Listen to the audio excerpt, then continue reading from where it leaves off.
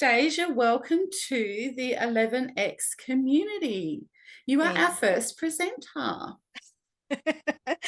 That's exciting. That is exciting. I'm Very. to help where I can. So I'll just mention a little bit about our group just so that everybody's aware because this is our first presentation.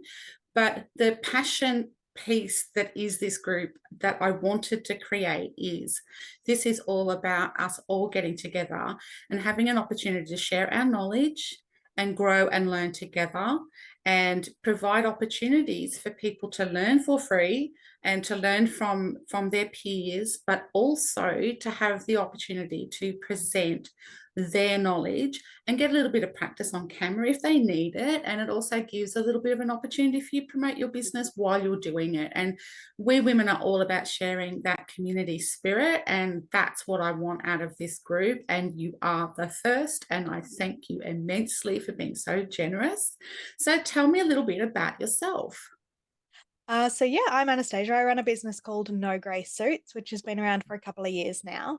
It has gone through different phases of exactly what we do, but predominantly I'm all about helping small business owners create content for their online presence. So whether that be video, which is a huge focus at the moment, or whether that be, helping with some copy or helping with some graphics for social media, that is predominantly what I sort of do. In what ways? It shifts around a little bit. I do like to have my hands in a lot of pies. So it might be interviewing somebody and helping them turn that interview then into a bunch of shorts for them to use as reels, or it could be editing a podcast for somebody and also cutting that up at the same time. I'm huge on repurposing content. I don't think that any one piece of content should just be put out there once and then left. You put all that effort in, reuse it and repurpose it as many times as you possibly can. So definitely all about content and making it easy, but also making it, I mean, the word is well overused at the moment, but honestly making it authentic, because that's the whole no gray suits thing, right? It's you don't have to try and be one of the corporates to be successful. And Correct. I think letting people feel comfortable with that is a big part of what I like to do. Thanks for that. And I think it is really important. You've touched on a very, very popular topic right now, which is content creation. And I think that video is the key for that, which is exactly why I got you on. One of the questions in the joining that we have, so people have to fill out their joining questions when they join the group, is that people are very short of time and don't have the time, especially to create content. It's a message that comes through loud and clear. And I think that people, given half the opportunity to get onto camera, can create so much content. The other thing that I'm so passionate about is authenticity. You've just mentioned that as well. And I find that especially the buzz around right now is all about faceless video, faceless marketing. Anybody can sit with a phone and just create a, six-figure business in 24 hours doing all this faceless stuff, right? And the push of AI with the ability to create that. Now, I don't argue against that, but I think that what's going to happen is a massive shift immediately where it's going to be this authentic face to camera, real people that is going to become the popular.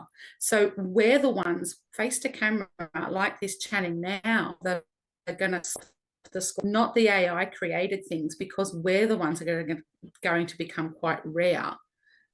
Do you think that that's coming? Yeah. Yeah, and you can already sort of see it. I mean, if you look at, I mean, like I say, I work in the social media world, which means I look at stats all day. You wouldn't think social media is synonymous with stats, but it really, really is.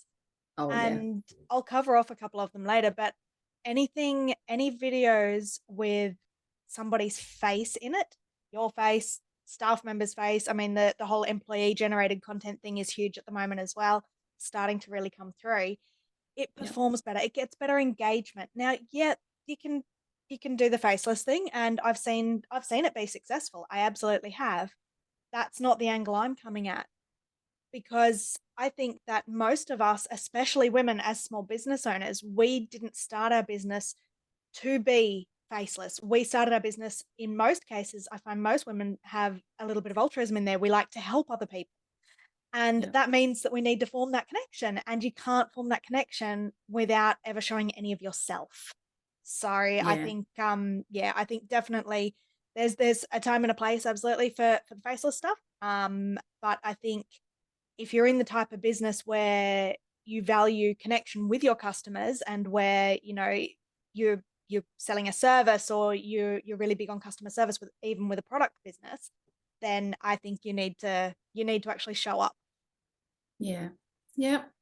I think the Pamela Anderson thing really rings true with me in regard to that as well.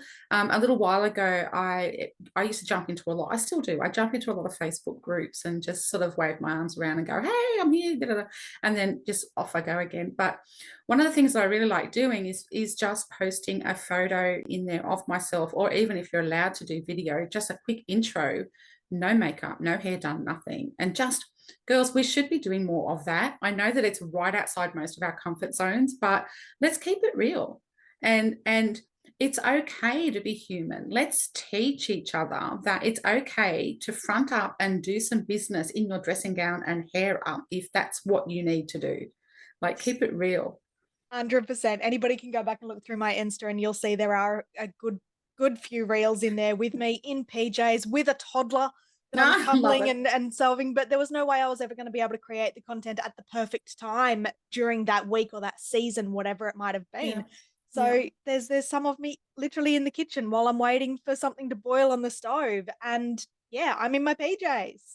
Exactly. No Let's pave makeup. the way. Let's pave the way. Let's make it okay. You know, maybe we'll just start doing Zooms together and coffee chats and just make sure that the rule is that you're not allowed to have makeup on. If I see makeup on you, and I did put makeup on for this one, right? So, but if I see makeup on you in the future, I'm just going to say, you're not allowed. Sorry. No, I think Maybe it's we, I think it's just making people feel comfortable being themselves, especially like I say, yeah, women. Men don't have to do that, but no, especially in corporate, women do.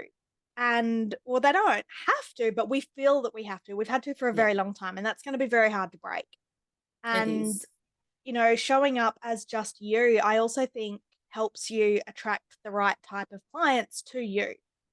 Because if you keep going out there with a mask on of somebody who you're not, you're attracting people Yeah, who you're not really attracted to yourself as far as yeah, work is concerned, and you don't gel. The mask eventually comes off. You're not going to be able to answer every single, you know, Zoom call that you've got looking absolutely perfect every day. no, That's no, not reality. And no, especially for a lot of women in particular who have started their business to be flexible around their kids, there's no way exactly. in the world you're going to be able to show up perfectly every single day.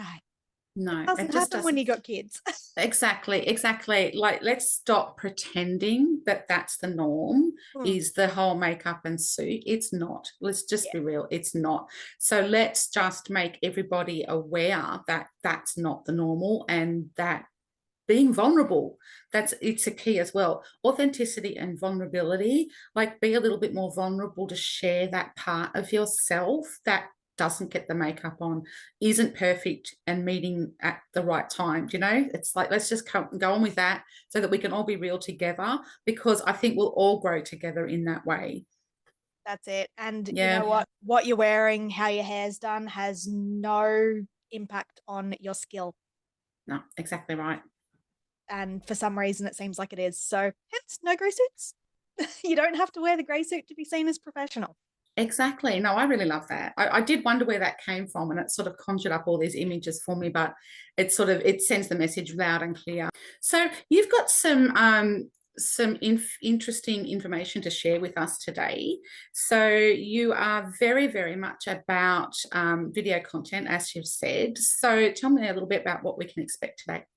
Yeah, so today my goal with this particular presentation that I do is about one, helping you with a little bit of that camera confidence, but that actually comes in a little bit later, because what I want to do first is get all of the buts out of the way. So, but I don't know how to set up my camera, but I don't know what to have behind me, but I don't have a good microphone, but if we get rid of all of those, and you have at least a basic grasp of how to set yourself up, what to wear, what not to wear, how, like, wear what you want, obviously, but like a few little tips and things like that around lighting, camera, mic, that kind of get all of that stuff out of the way. And then all you have to focus on is what am I going to say? Which there's some tips on here as well. How am I going to say it? How do I feel about doing it? And how do I get confident doing it? So we're going to get all of the really easy stuff knocked over quickly first, Good. which is the technical stuff. It's the stuff that once you set up and once you've done it a couple of times, that's the easy peasy bit, you know? Then we're going to get into the what to say, how to say it, and how do we feel good saying it. Sounds perfect. It's a good bit of fun. I know. So I'll hand over to you. And so you've got some presentation to show us, or yeah? Yeah. So I will just bring that up. Presenter. Right. Can you see my screen? I can see your screen. Check it out. Awesome. First thing people need to know about being on video, especially for their businesses. No, you don't have to do any stupid TikTok dances. No, absolutely not. Do it if you want to. I danced on video once for my business, and my husband told me very quickly, do not ever do that again. Was not a good look. So, no, you don't have to dance. You don't have to pretend to be something that you're not. That's not what it's about. It's about imparting knowledge, building trust, building connection with your audience. Not about going out there in the sequin jacket, showing off, dancing. These are some of those stats I was mentioning before. Last year, 89% of consumers said they would like brands to increase video content. Nearly 90% of people want to see more video content from the businesses that they like. Not a bad stat. And it kind of proves that if you're hiding from video, you're not necessarily actually giving your clients what they want. And this is where I was saying before, videos featuring faces, featuring people generate 38% more engagement than those without. So video is already the preferred medium for most people. 98%, 89% of people, 38% more engagement. They're actually liking, clicking, sharing, commenting on anything with a face compared to not. I mean, any of us would love a nearly 40% rise in engagement. If you know your social media figures well, then you're going to know that that's a huge increase in engagement. So if you start putting a face out there more, you start getting more engagement, the algorithm loves you, and then your reach grows as well. I won't bore you with a lot of stats. The only videos that are going to beat you on both engagement and reach are going to be kitten or puppy videos. They're going to do better than any face. And you know what? I can't compete against that. If you've got a cute kitten and it works with your brand, post away because that's your best bet. The obligatory who am I? We went through a little bit of this before. I love repurposing because I think every time you do a piece of content, you shouldn't have to just throw it in the bin after it's done. I do actually like social media. I'm one of those weirdos. I like to keep things simple. I like feel good content. Your content, I'm not a huge fan of going too far into the pain point style content. Yes, you do need to address people's pain points because you need to show how you fix them, but I don't think we should necessarily work on fear-based content or fear-based marketing. I'm all about letting people who you like actually be attracted to the content that you put out there rather than attracting the wrong type of people that you actually don't enjoy working with, and letting your own awesomeness shine, also known as authenticity. Now, when you are scrolling through your social media, do these types of videos attract you for long? I might look at that and go, "Ooh, cool lens. Wonder what that is." I'll look at that and go, that's from Shutterstock. Same with that one. None of these, even though there is a person there, I know it's set up, you can tell. I know it's stock. But if you go through your feed and you see these videos, are you more likely to click? Are you more likely to watch more and wonder what they're going to say next? That's vastly different, isn't it? Yep. So we go back again. They're the exact same industries on each one of those phones. Exact same industries. I know that I would be more likely to click on or listen to continue to watch any of these than I would the ones before. 100%. So even if you are doing video, but you're using a lot of stock video, that's where this comes in. That's where being in front of the camera can really make a big difference. And it's when you see it side by side like that, it's like a stark difference. I know exactly. Okay, I've got somebody talking about having turkey neck up there. I want to know more about what she's talking about. You know, down here, somebody's actually talking about bookkeeping, but they're talking about it to me using real words. They're not just showing a picture of some financials and hoping that you'll click through and like their stuff.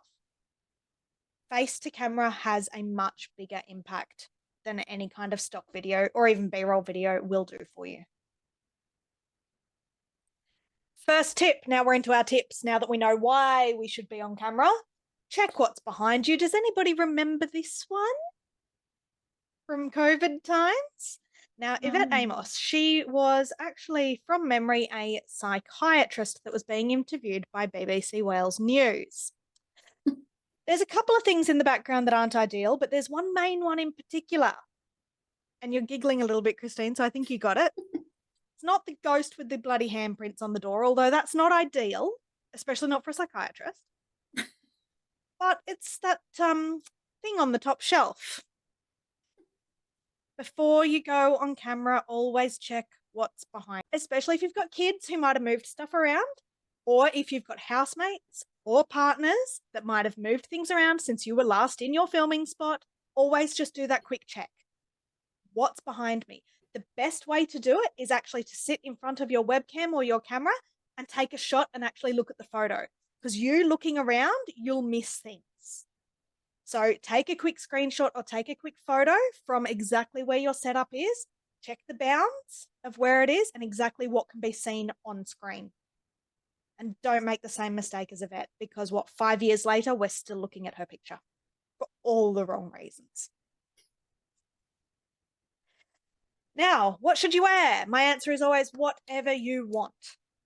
And this goes back to what we were saying before as well. No grey suits. You don't have to fit into a stereotype, into a mask.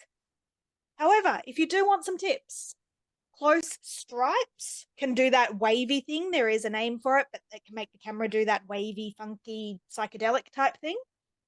Brand colors can be a nice addition. Avoid blending into your background too much. If you've got a black background and you wear black, you're going to look like a floating head. And solid colors are less distracting than prints, but you'll see I wear prints almost every day, so I don't particularly care about that. But if you do want something that is less distracting, a solid color will not attract people to your clothes if you don't want the attention drawn to your clothes.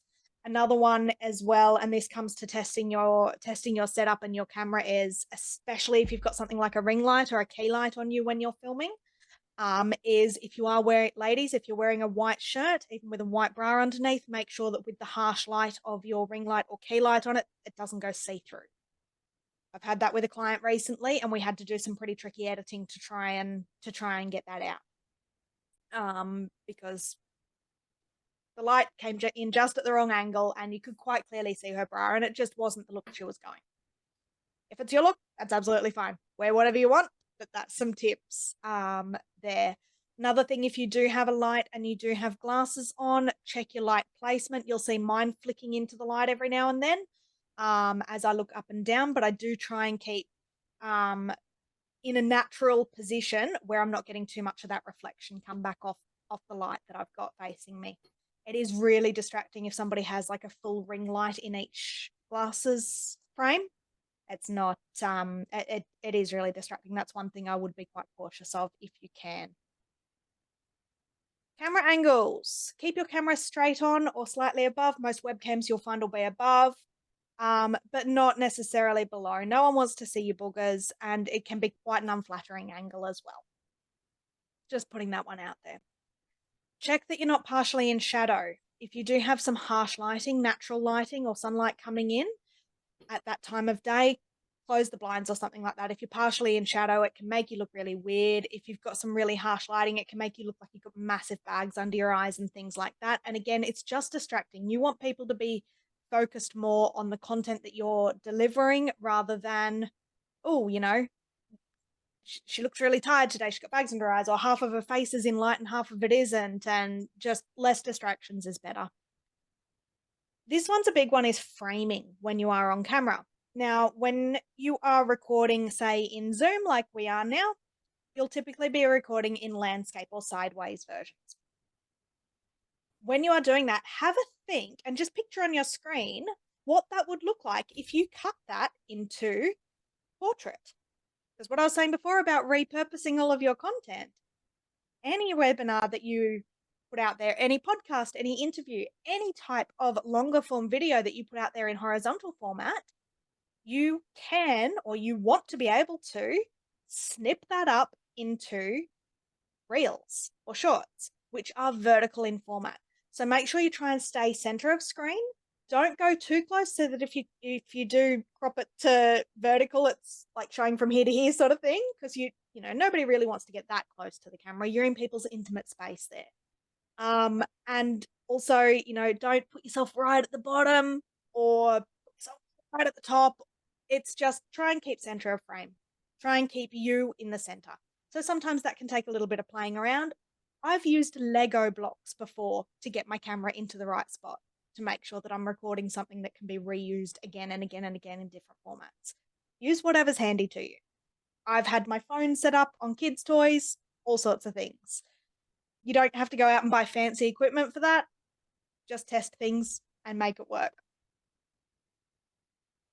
Sound. If you can get an external microphone, do it.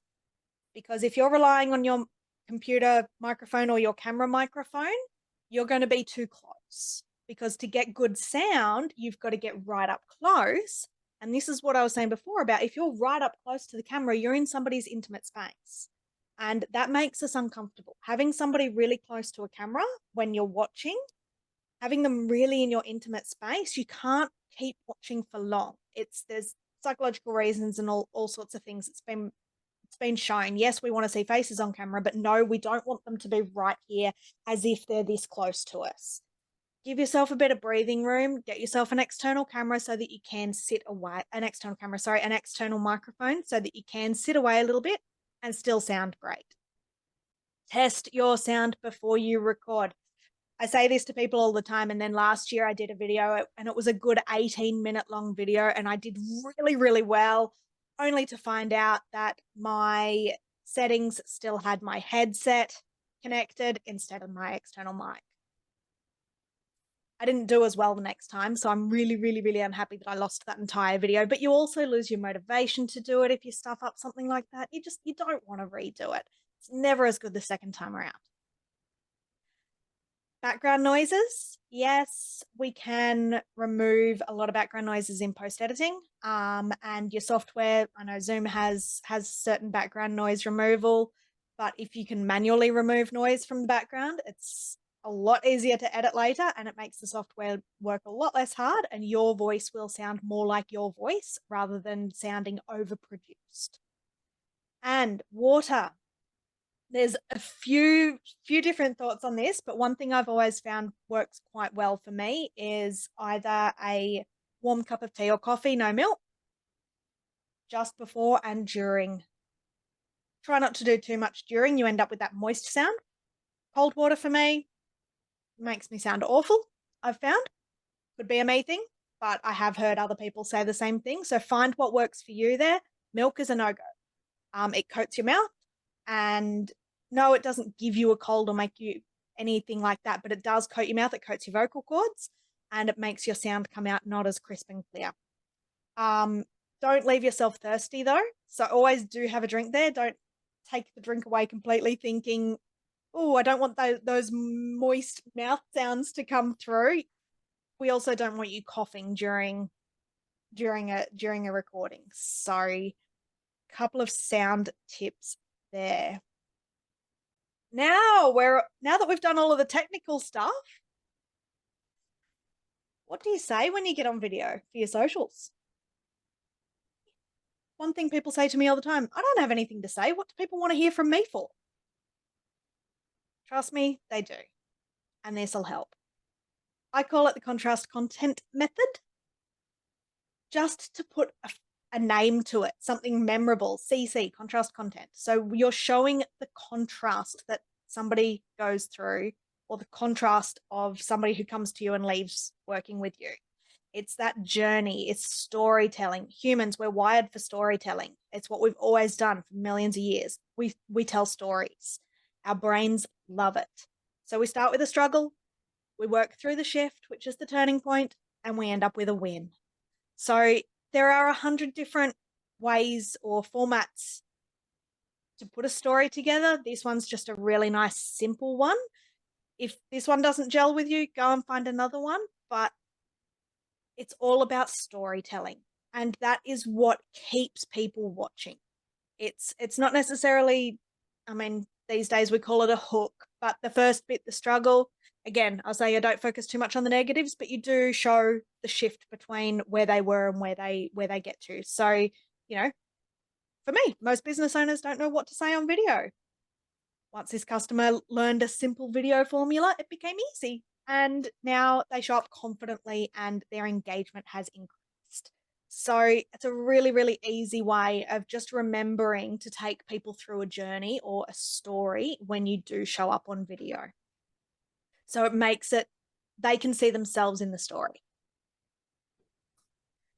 A book. Now, I don't have that particular one with me at the moment, but a notebook. Every time a client or prospective client or somebody from your audience asks you a question about what you do, write it down. That's a content idea for you later. Then eventually you get this nice big long list of things that people want to know. And people want to know it because they're things people have asked you. And on a day when you feel like recording, you get to pick and choose which one you want to cover today. You don't have to go out there thinking, oh, what could I talk about with my business? No, you've already got a list. Just keep a tiny notebook, keep it in your bag, keep it on your desk, whatever it might be. And every time somebody asks you a question about what you do, write it down. And you'll end up with a really, really nice list of things that people want to know. Another tip for that list, now you've also got the FAQ for your website sorted, because they're Good real point. questions. So that's why I always keep a notebook with me. You can do it on your phone. I prefer to handwrite it. It's completely up to you, but keep a list of everything that people ask. Couple just to get you started. If you do need a hand with, quick ideas on content or what you could say on video, when you think of your favorite client, what is it you love about them and what was the journey that they took? Turn that into the story. Tell the story of your favorite client. Tell your story. What got you into the industry? What makes you love it? What's one thing you wish your clients knew before working with you and why? That one can be turned into a story as well. You might have a story about somebody who you really wish had have known how to use their camera. And before you ask them to send you, if you're a social media manager, before you ask them to send you a heap of reels, you wish they had have known basic camera setup. This is why. And had that happened, it would have been a lot better. There's a story again. What advice would you give yourself if you were starting your business again tomorrow, and why? Tell the story of why that is the advice. And if you could do one part of your job for the rest of your working days, what would it be? That one's a bit of fun. That one's a bit of, what's the bit of your job that you really, really love? And it might be totally unexpected, which is even better. Oh, my answers aren't there. My answers went away. So typical things that people say holds them back. I'm going to see if I can scribble them in. Actually, I should be able to, because these were filled in. Oh, now I want text. And I want my text to be colored. There we go. That's the one I hear the most often. I hate my voice. I'll tell you a little thing. Just about everybody hates their voice on recording. And there's a scientific reason for that. When you hear your voice, you're hearing it, yes, through your ears, but through your ears inside your head, inside the vibrations of your skull. of all of the gray matter that is in there, your muscles. You are hearing your voice from inside. When you hear your voice from outside coming in, it sounds completely different to what you're used to. It doesn't sound like you to you. And most of the time, it's probably going to sound more high pitched than you think it does, because in your head, you're hearing vibrations. It's going to sound a bit deeper. Nobody likes the sound of their voice on tape. I say tape, yes, I'm old. Nobody likes it. And it is something that you just have to get used to, unfortunately, because that doesn't necessarily go away. It's almost that uncanny valley type feeling when you see something that's not quite right, not quite humanoid, or whatever it might be. Nobody likes the sound of their voice. We just get used to it. So you've just got to get used to it. So whether you record something, flip the phone over and then just listen and start to listen to it with more of an analytical ear, listening out for things that, try and listen for how many ums you said when you were reading something out, or try and listen to see whether you've got melody in your voice or whether your tone is inflecting. Listen to it from an analytical perspective rather than the personal feeling of, I don't like my own voice, because nobody does. I think we already covered some of this off earlier. People feel they're not pretty enough to be on camera. Your audience doesn't care. Your audience wants the value that you're giving them. If they want to go look at models, they can go look at models. That's not what they're listening or what for. That's not why they're there. Don't know what to say. We've already covered that one. Tell a story. Give some advice. Best way to stick in somebody's mind, though, is telling a story. So you can give advice while giving a story. What are my other ones? What else have you got, Christine? What else would be holding you back? Well, we've covered the tech, but would that have been in here? Quite possibly.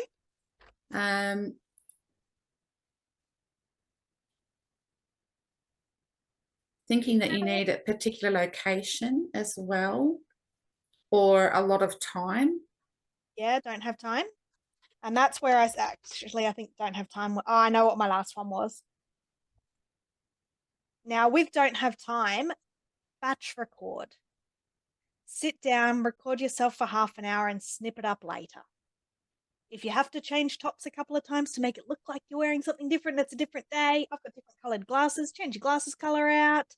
Chuck a scarf on, jacket, put your hair up, let it down. If you want it to look different, batch record. Give yourself half an hour each month, and just sit down and chat away to the camera. And once you're on a roll, you're on a roll. So you might find that the first 5-10 minutes of sitting down to record might be crap. But as you've gotten used to it, as you've sat there for longer, you'll find it'll just start to flow a little bit better. That's also why I like batch recording.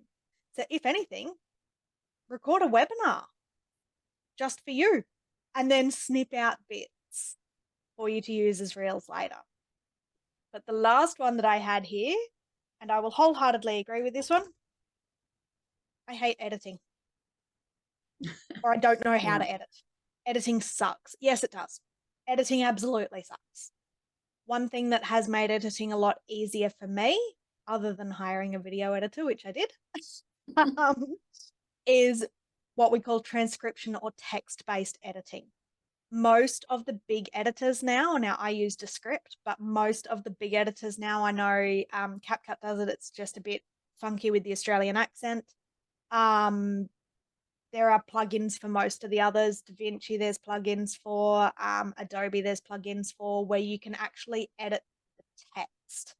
So you don't have to keep listening back to yourself a million times to find a couple of sentences that you do want to pull out and turn into reels. You can find a paragraph, pull that out, and then just edit that bit rather than having to sit there and listen to the whole thing. You don't have to listen to all your ums and ahs and you're mucking around. You can do text-based editing. Saves a lot of time, and again, it saves you having to listen back to yourself a million times, which was one of the things that held me back with editing a lot. I don't have a lot of patience. I'm not a very patient person, and having to listen to, especially a video that I made over and over and over again just to edit it, drove me bonkers. So one, having a video editor on hand really helps.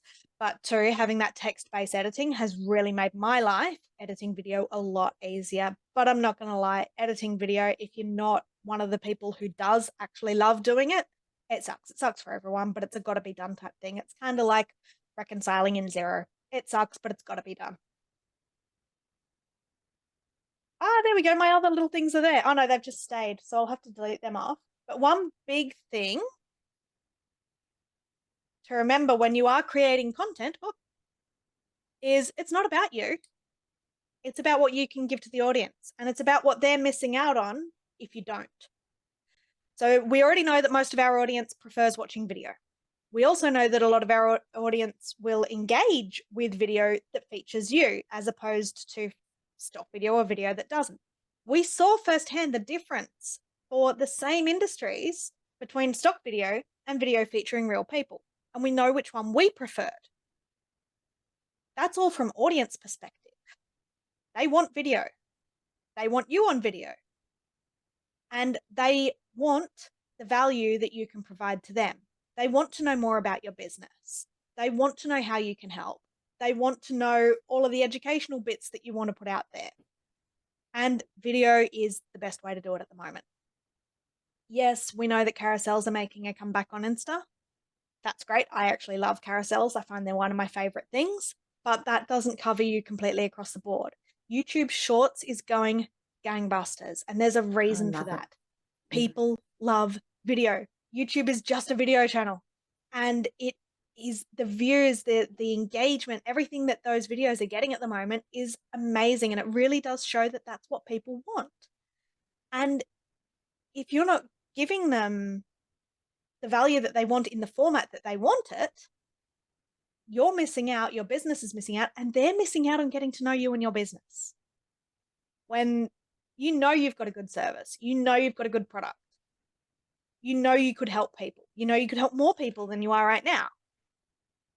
If you're not meeting them where they are and giving them what they want to let them know that you exist, they won't find you so that you can help them. So it's not about you. You know what? Most of the time, people aren't even watching you, even though they want you there. They're reading the captions anyway. So it's really not about you anyway. So that's it. Thanks, that was amazing. That really was. The first part about getting rid of all the buts was awesome. External opinion, that was amazing. And then talking about the idea generation as well, I think that was amazing. Most people just sit there with a blank pad and paper and go, what the heck am I going to talk about? And there are so many ways. Like, this is my area of specialty as well, this content idea, right? I'm actually building some AI automation tools just about gathering content ideas. So I loved that slide. Absolutely loved that slide. There are a lot of ways that you can get ideas. It's just a matter of sort of sitting down and sort of crunching those out. I think that that is one of the biggest barriers to being in front of camera that people have.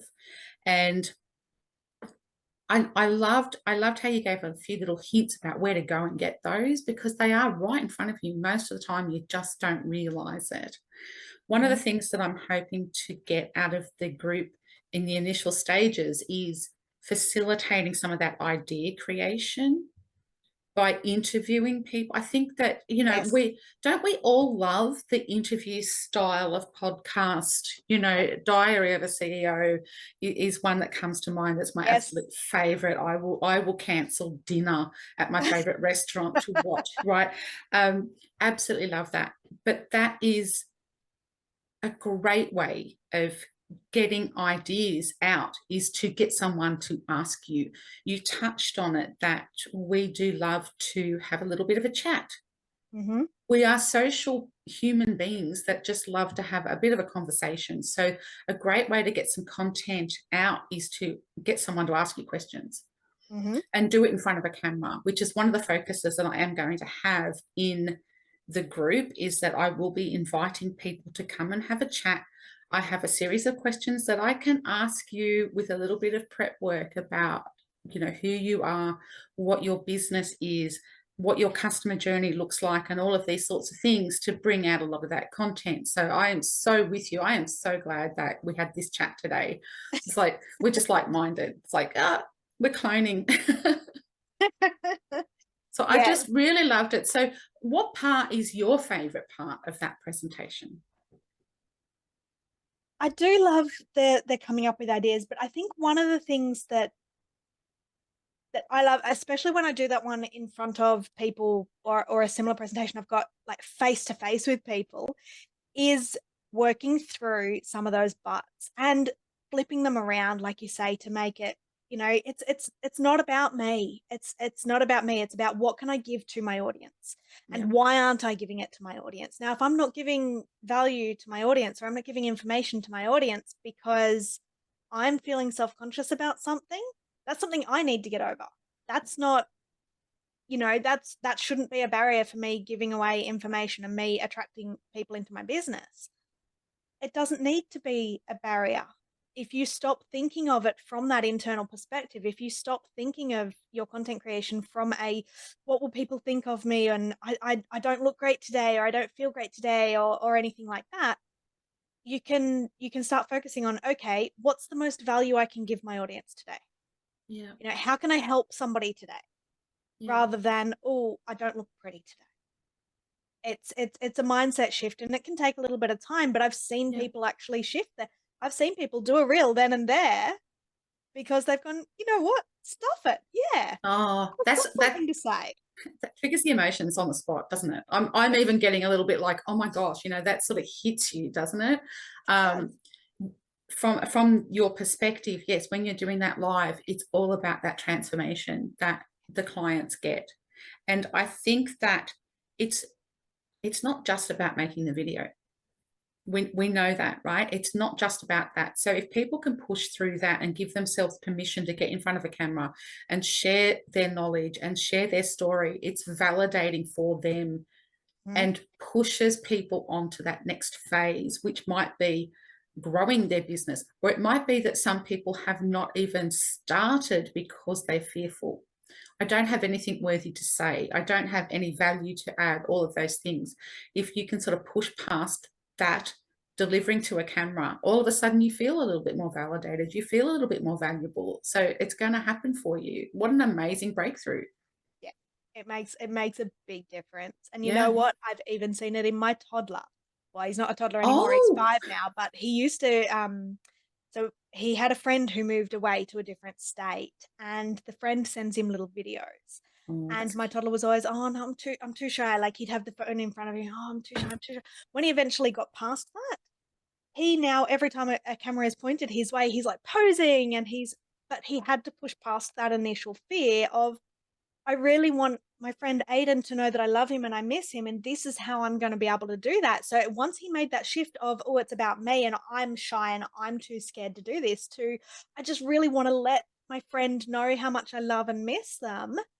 You no. could see that change, and he was like, he wanted to chat to him then. And yes, that is a solely video example, but it is kind of the perfect example because let's face it, all of us are kids in our brains. Like we've Yeah. all got stuff from that age holding us back. But that's Yeah. one of the things, is if we are fearful of camera, flip it around and make it not about you. He made it not about him. He made it about letting Yeah. his friend know how much he missed him and loved him. And a And need for connection. now, That's really awesome. That is such a nice story. So yeah, I just, yeah, I think, as I said, I think we've got, like-minded in regard to video and I'm just, and batching, yes, as soon as we finish here today, I've got some things to do as well. yes, So I'll be like changing the shirt just in case someone sees that again, and doing that today. There really is, get out of your own way, everyone. It's, I was going to say it's not that hard. It is, I get it. But you can do it. It's achievable if you've got a few of the tools, which Anastasia's helped with. So as I said, thank you so much for coming. Now, as you've also alluded to, you often do this in a live sort of environment, or at least, you know, you have the opportunity to do question time with people. So what we're going to do is we will post the link. We will post in the comments with this video how you can contact Anastasia. We'll put the links to her socials and her business there. And what we're going to encourage is asking questions in the comments as well. Right. So Anastasia's made a commitment to be popping in and checking those comments and answering them on the spot. And if you feel like you need a little bit more help, maybe you can contact her directly for some of that time as well. I'm sure she'd be glad to help you. So is there anything else that you'd like to share, Anastasia, before we wrap it up? No, I think that's just about it. But oh, actually, no, I will say one thing, a little challenge for people. If you're not used to video at all, if you're not used to doing video at all, little challenge for you. Every day this week, grab your phone, turn it around, say not watching yourself, turn it around, and just talk to it for 30 to 60 seconds about a TV show you watched, movie you watched, or a book you read. Every day. Don't even watch it back. Don't even watch it back. Just start to build that muscle memory of talking to camera if you're really, really new at it. It's something, it is muscle memory. You just get used to it. You hit the button, you talk. You hit the button, you talk. So a little challenge for people for the next week or so. See how you go. Yeah, we'll see how that works. Awesome. So I think maybe we can workshop that later on as well. And We're going to get a few opportunities to do some live workshopping as we go through. This is, as I said, the first video that we're going to present. We will be popping this on our YouTube channel, which it could very well be the second YouTube video that we've got on there. It's definitely the first video that is going to go into the group, and I couldn't have thought of a better way to launch. So I really appreciate your time. no worries. And if anybody does have any videos that they want to run past some different sets of eyes, chuck them in the group before you post it out to your wider audience. That's a Safe fantastic space. idea. Maybe I'll do films on Friday or something. Yeah. We'll have a little session on Fridays where people can just comment on, comment. You don't have to post it live in the group if you don't want to, but you can put it in a comment so that not everybody's eyes are on you immediately. And that might just be a softly way of getting a little bit of confidence. Exactly. And you can get a little bit of feedback while you're at it before you push it out to your wider audience. So you know somebody else other than you has looked at it. Sounds like a plan.